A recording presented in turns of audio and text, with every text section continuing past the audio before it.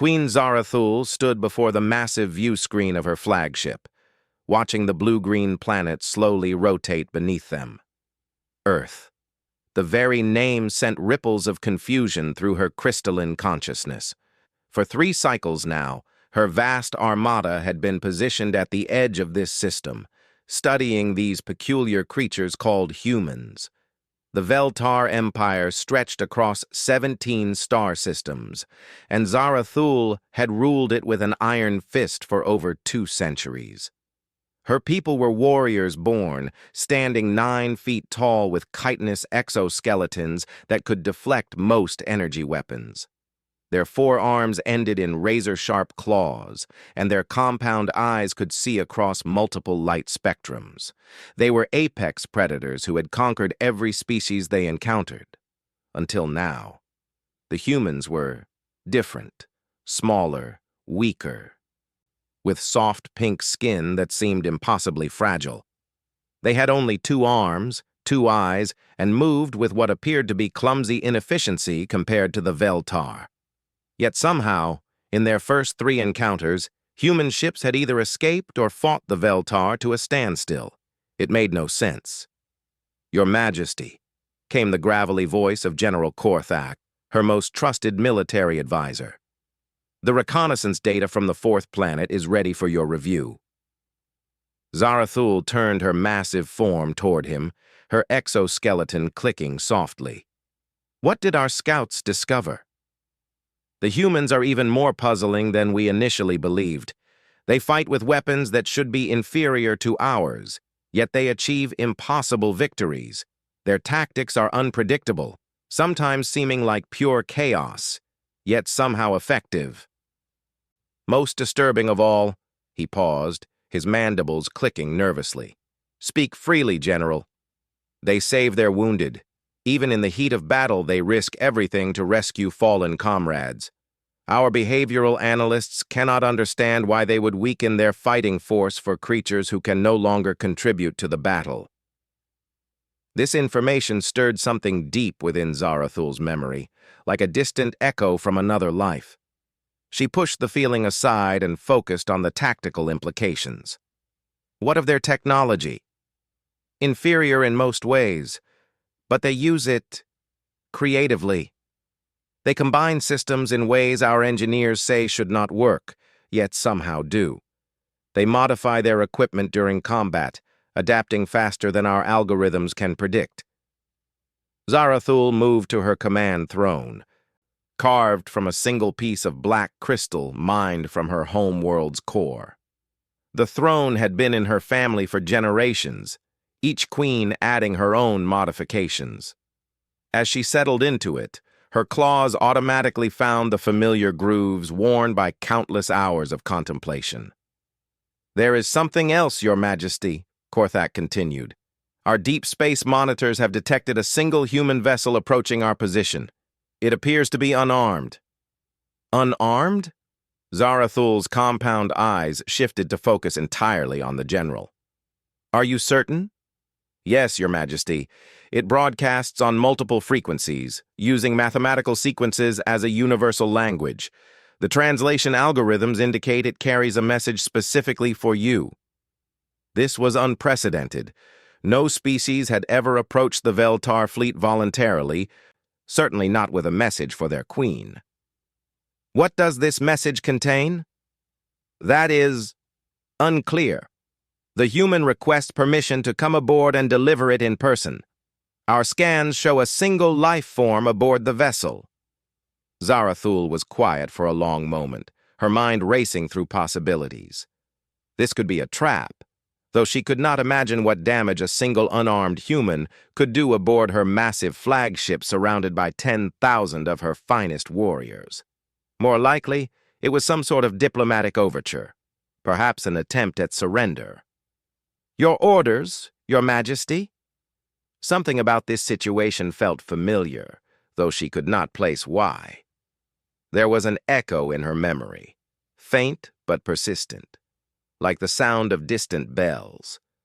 A feeling of gratitude? Impossible. The Veltar did not feel gratitude toward prey species. Allow the vessel to dock in Bay 7. Have the human escorted to the audience chamber under heavy guard. I will hear this message, though I suspect it will be a waste of time.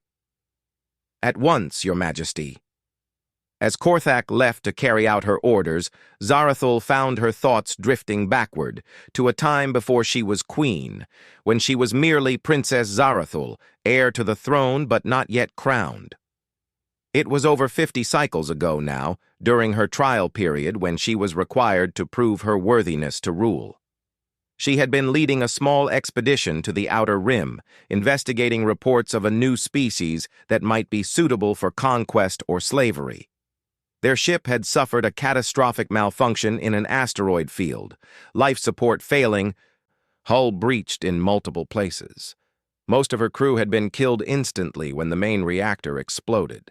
She remembered floating in the cold vacuum of space, her emergency life support failing, watching her ship break apart around her. Death had seemed certain. The Veltar were tough, but they were not immune to the lethal environment of space.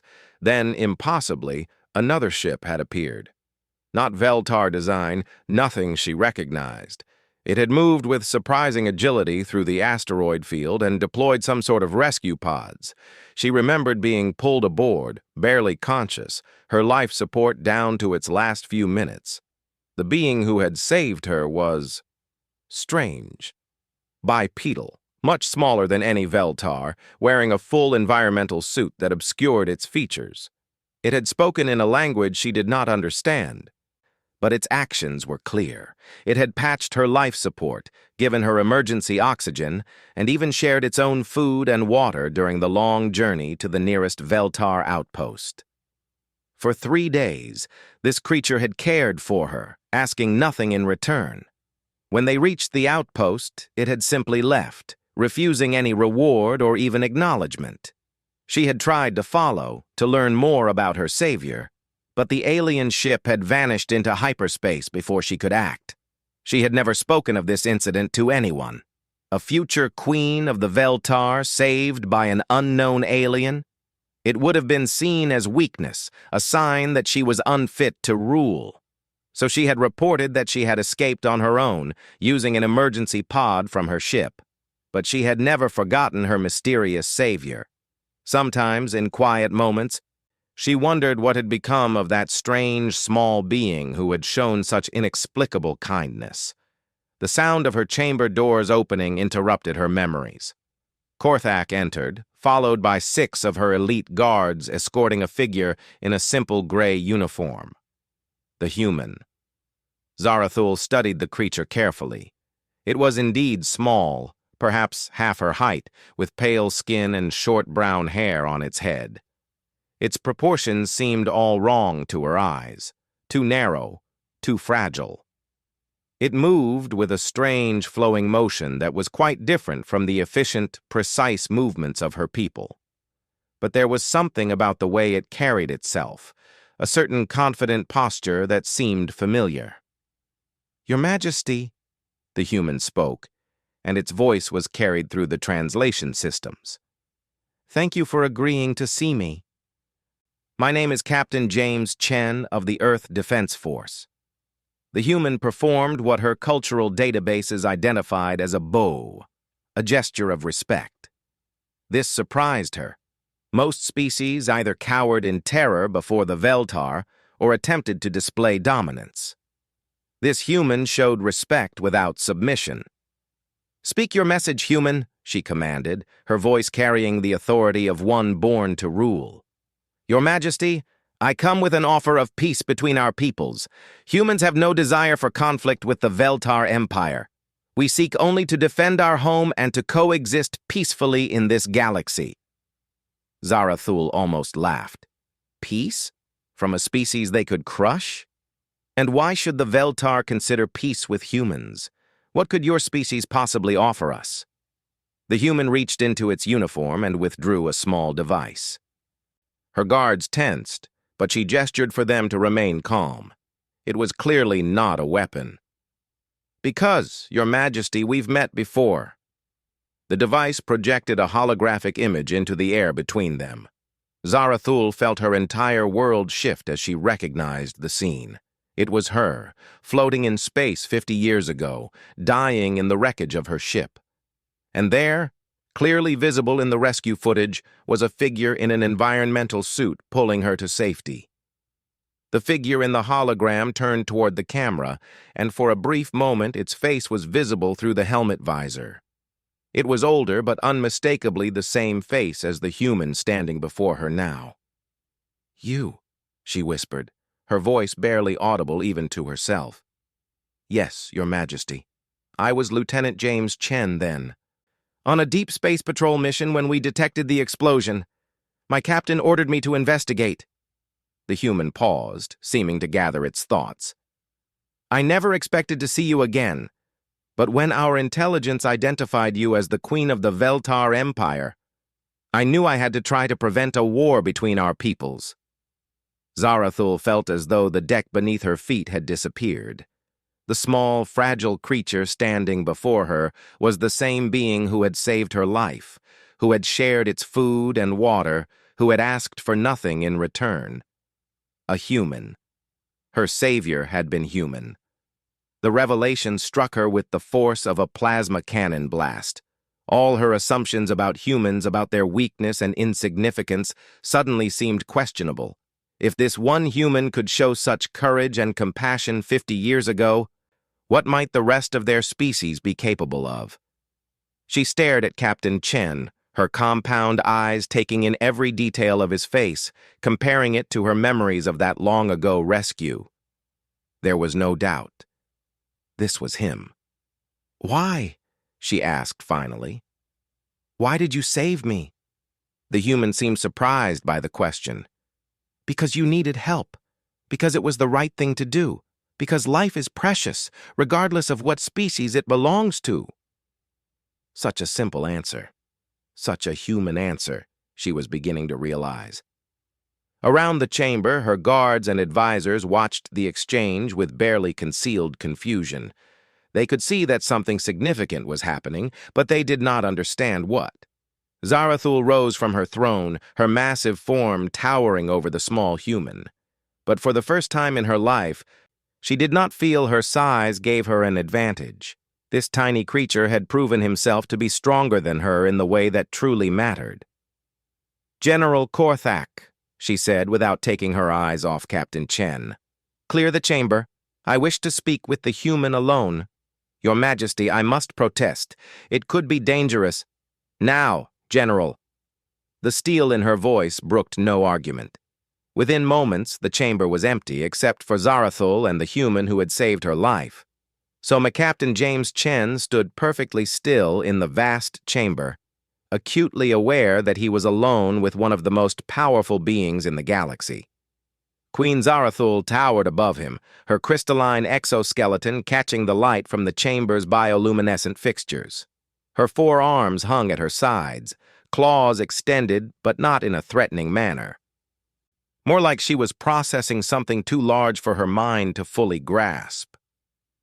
"You remember," she said finally, her translated voice carrying an emotion he could not identify.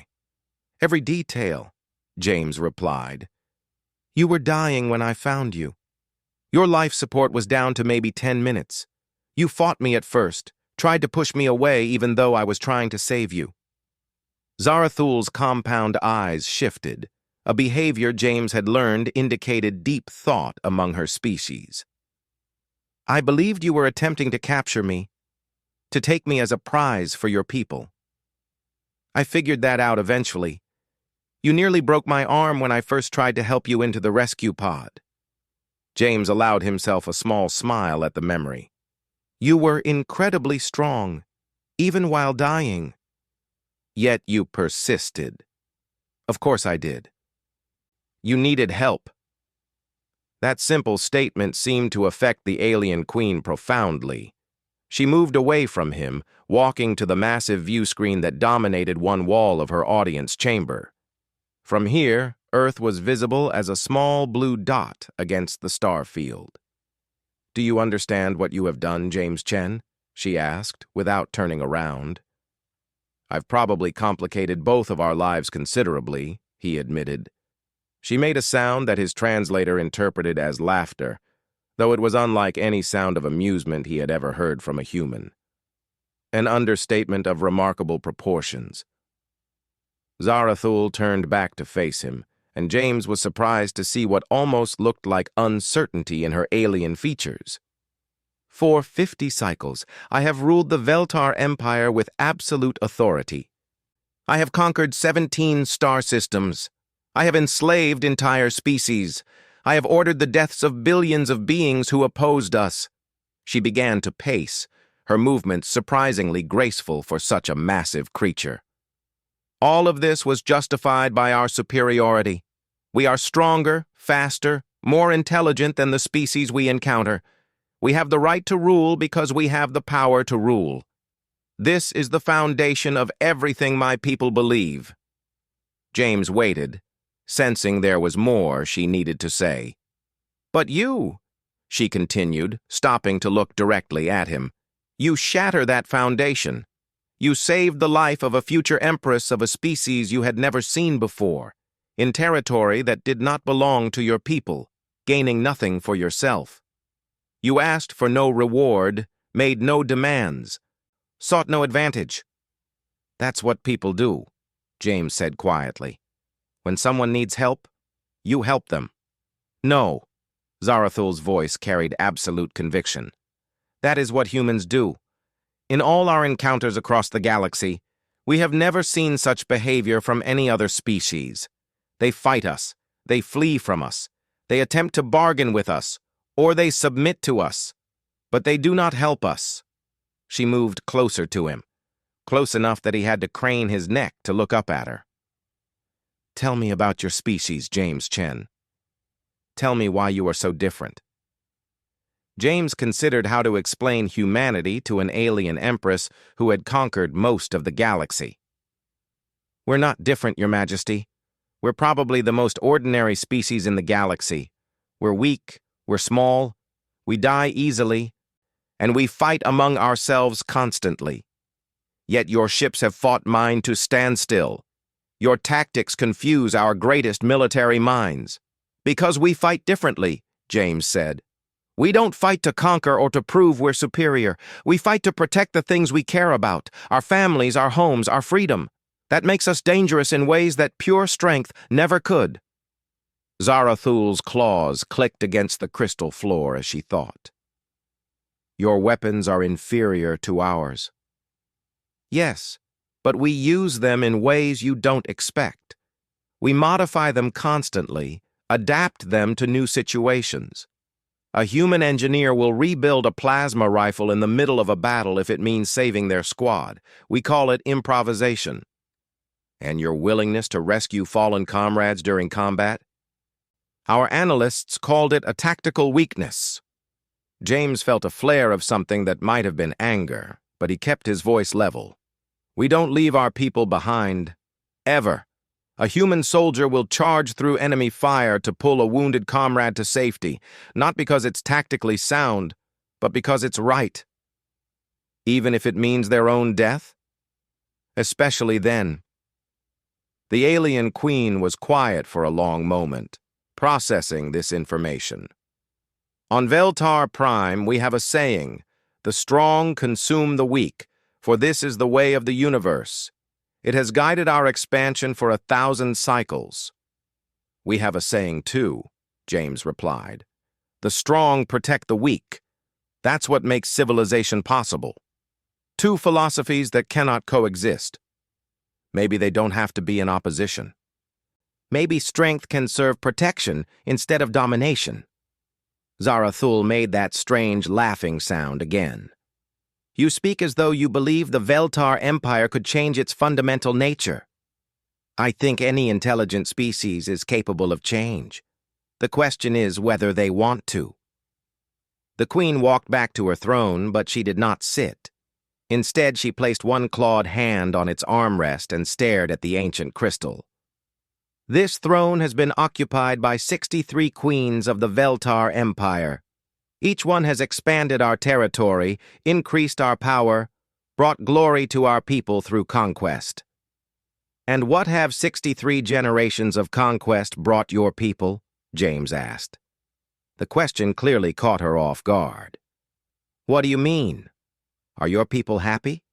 Do they feel secure? Do they have families they love, art they create, dreams they pursue, or do they only know war and domination?" Zarathul's silence stretched for nearly a minute. When she spoke again, her voice was quieter than before. "My people are warriors. We know only strength and battle." "By choice or by necessity?" I had never considered there might be a difference. James took a careful step closer. "Your Majesty, may I ask you a personal question?" She gestured for him to continue. "In all your years of rule, all your conquests and victories, what has brought you the most satisfaction?" Another long pause. "I had expected you to ask about my greatest triumph in battle." "I didn't. No. You asked about satisfaction." She seemed to taste the word as though it were foreign to her.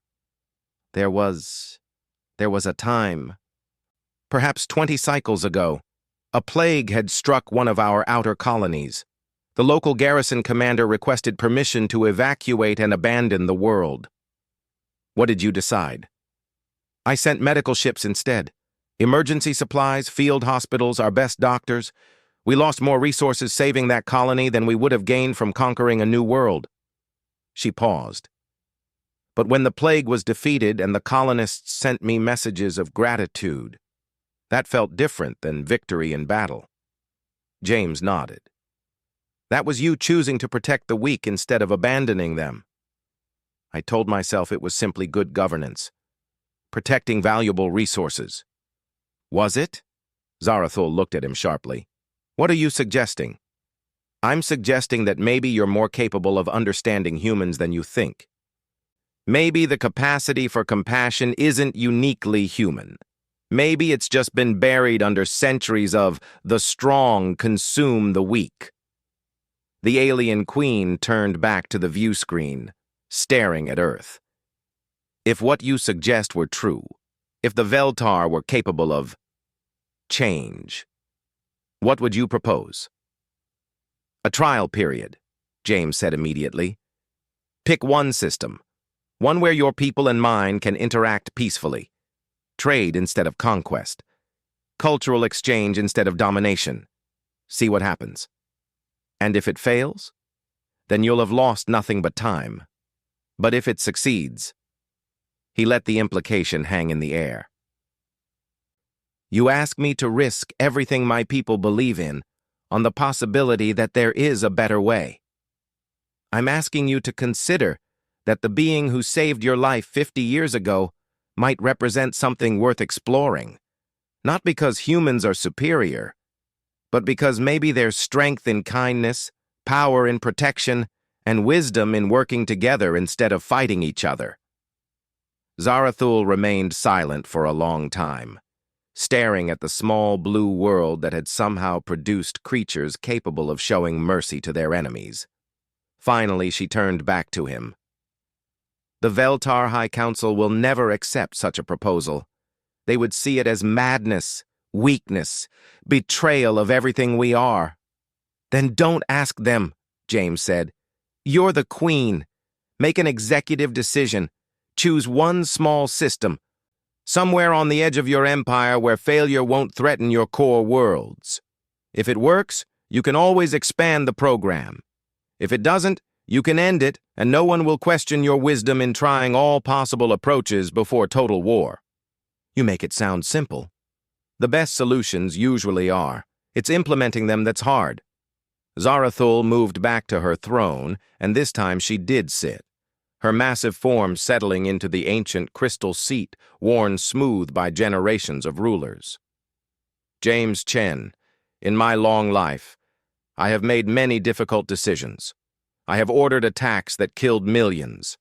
I have signed treaties that enslaved entire species. I have shaped the destiny of countless worlds. She leaned forward, fixing him with her compound gaze. But you present me with perhaps the most difficult choice I have ever faced. Not whether to show mercy to an enemy, but whether to question the very foundation of everything my people have built. Sometimes the hardest choices are the most important ones. Indeed. She was quiet for another moment. There is a system called Kepler 442. 3 habitable worlds recently brought under our control. The native species was relocated rather than enslaved, and the worlds are currently used only for resource extraction. It is remote enough that experiments could be conducted without drawing too much attention from the High Council. James felt his heart rate increase. What kind of experiments? A joint research station. Veltar and human scientists working together to study the unique properties of the system's planets. Cultural exchange, as you called it. Trade in knowledge rather than conquest. That could work. It could also be a disaster that results in war between our species. It could. But it could also be the beginning of something unprecedented in galactic history. Zarathul stood from her throne, her decision made. Very well, James Chen. I will authorize this experiment. But understand this. If your people betray this trust, if they use this opportunity to spy on us or harm us in any way, there will be consequences beyond your imagination. Understood. And if it succeeds, then perhaps, she said, her voice carrying the weight of centuries of tradition she was contemplating abandoning, perhaps it is time for the Veltar Empire to learn what it truly means to be strong any years ago. 6 months after the meeting between Queen Zarathul and Captain James Chen, the Kepler 442 system had become the most watched location in 2 sectors of the galaxy. The Joint Research Station, officially designated as Installation Unity, floated in orbit around the second planet, a gleaming structure that represented the first peaceful cooperation between humans and the Veltar Empire in recorded history. James, now promoted to Admiral Chen for his role in negotiating the unprecedented agreement, stood in the observation deck of the human section of the station.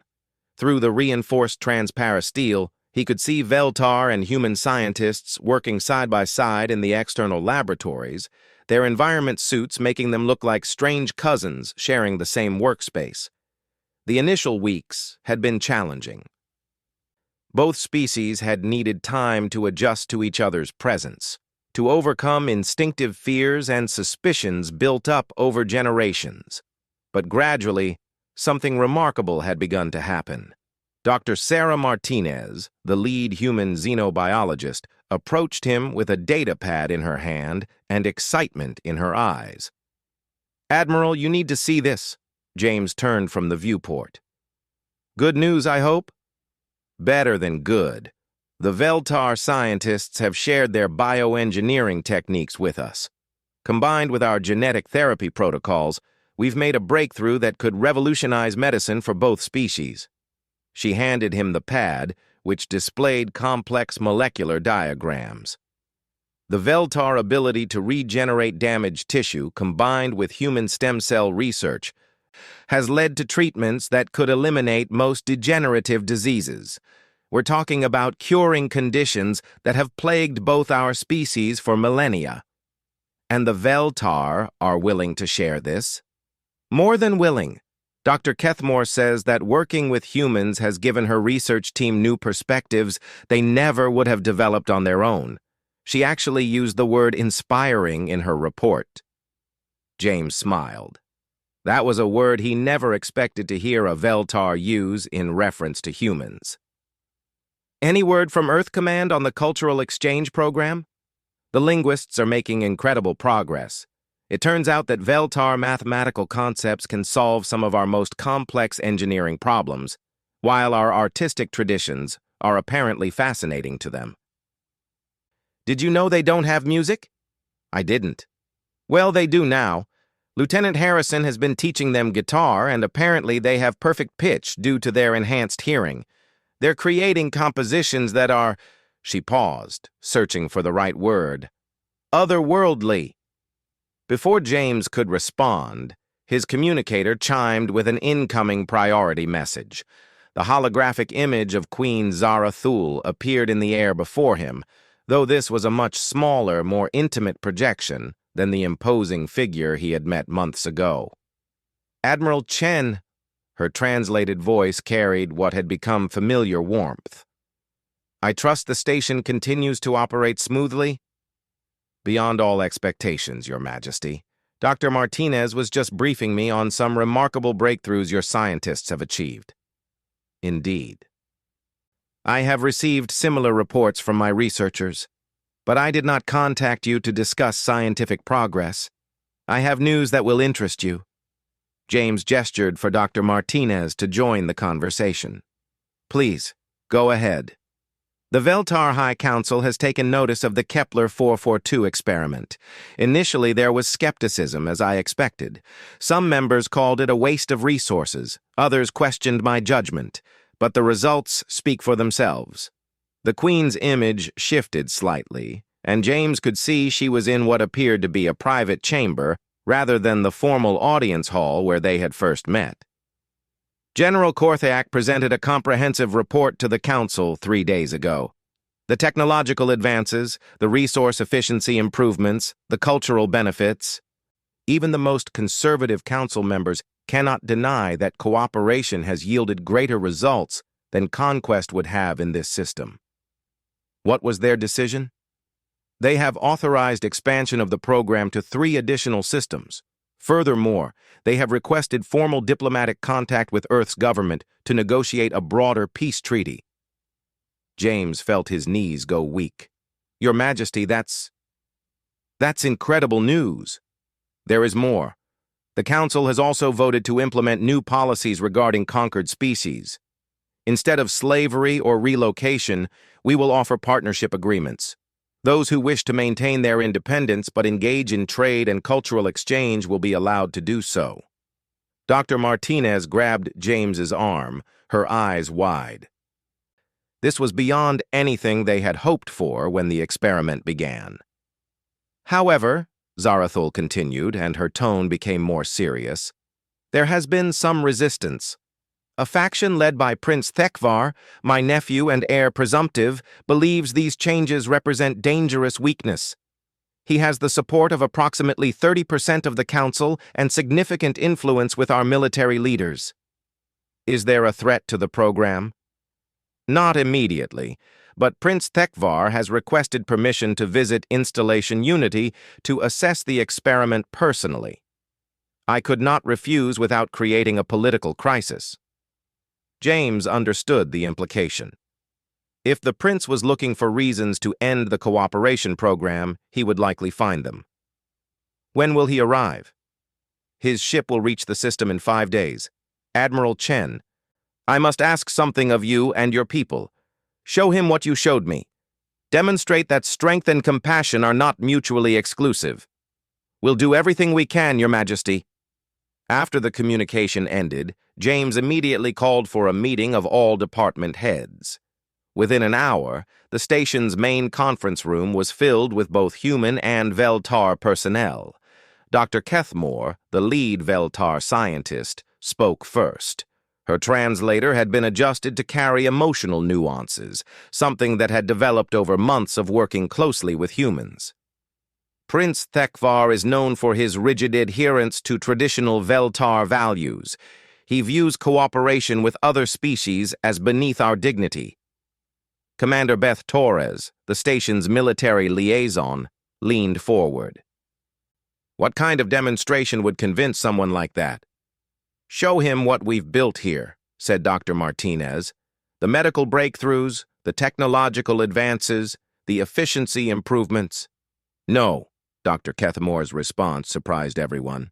"The prince will dismiss those as things we could have achieved on our own given time. You must show him something uniquely human." "Such as?" The Veltar scientists' mandibles clicked in what James had learned was their equivalent of a thoughtful expression. "Show him why you saved our queen 50 years ago. Show him the strength that comes from protecting the weak." Over the next 5 days, the station's personnel worked frantically to prepare. They reorganized schedules to highlight the most successful collaborative projects. They prepared presentations showcasing the technological and scientific advances. They even organized a cultural performance featuring the hybrid music that had emerged from human and Veltar cooperation. But James kept thinking about Dr. Kethmore's words. How do you demonstrate compassion to someone who sees it as weakness? Prince Thekvar arrived exactly on schedule, his ship a sleek Veltar destroyer that dwarfed the research station. The prince himself was younger than Queen Zarathul, but no less imposing, standing even taller than the queen with more pronounced cranial ridges that marked him as coming from a particularly ancient bloodline.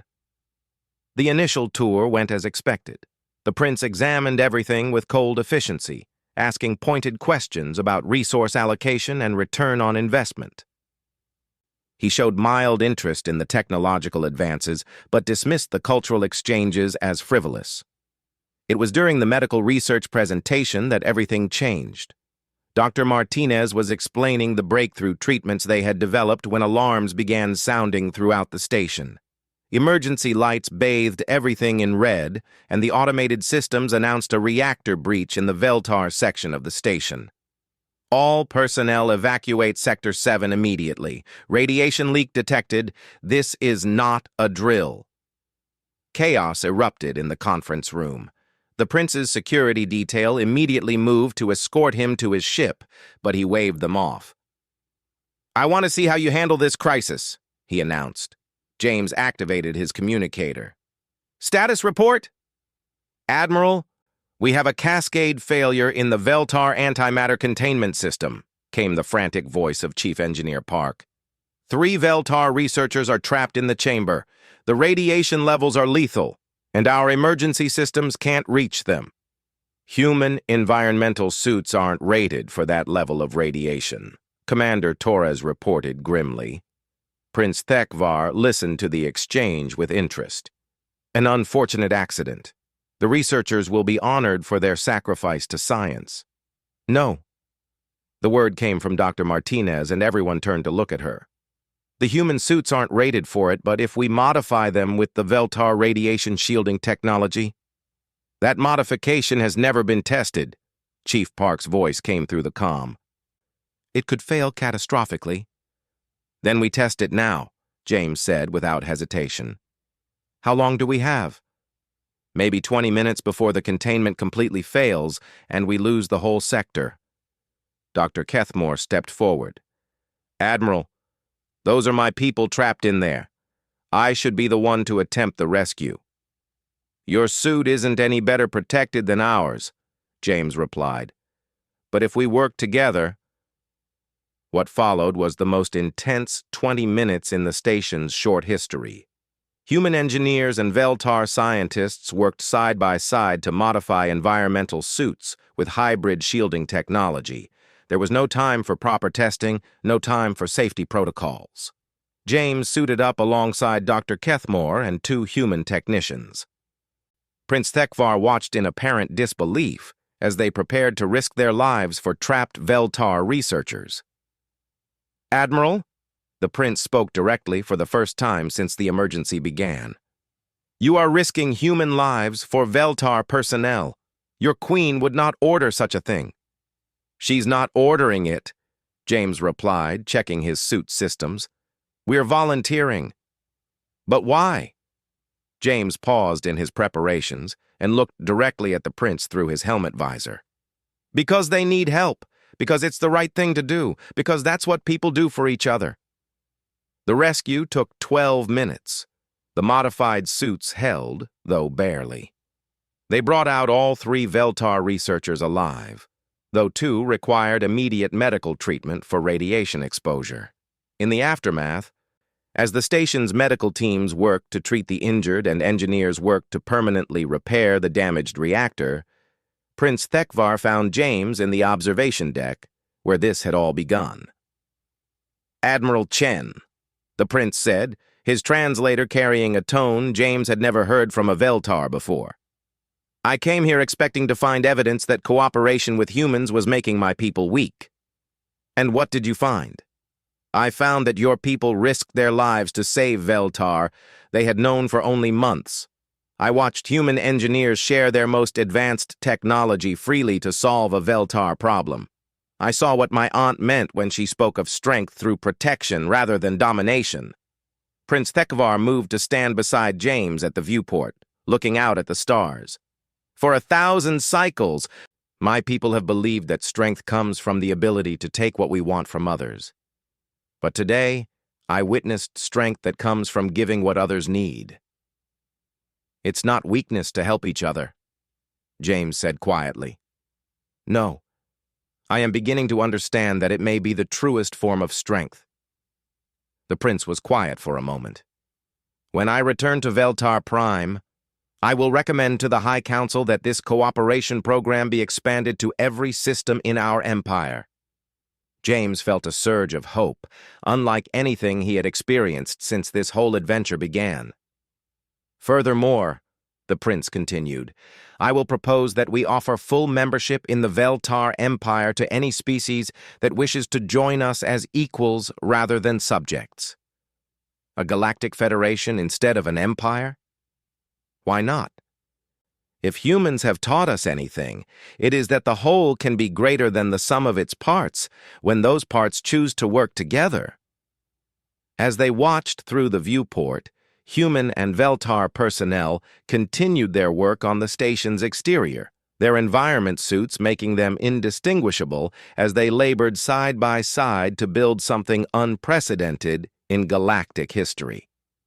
Admiral Chen, Prince Thekvar said finally, my aunt told me that you saved her life 50 years ago, asking nothing in return.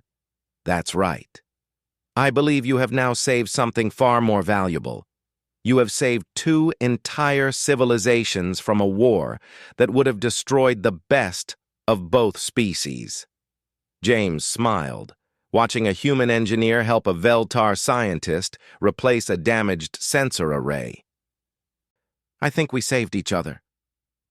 And in the observation deck of Installation Unity, an alien prince and a human admiral stood together, watching the future take shape in the starlight around them, built on the simple human principle that the strong protect the weak, and the revolutionary Veltar discovery that true strength comes not from conquest, but from the courage to change. The silence stretched between them, filled with the weight of memory and the implications of this impossible reunion.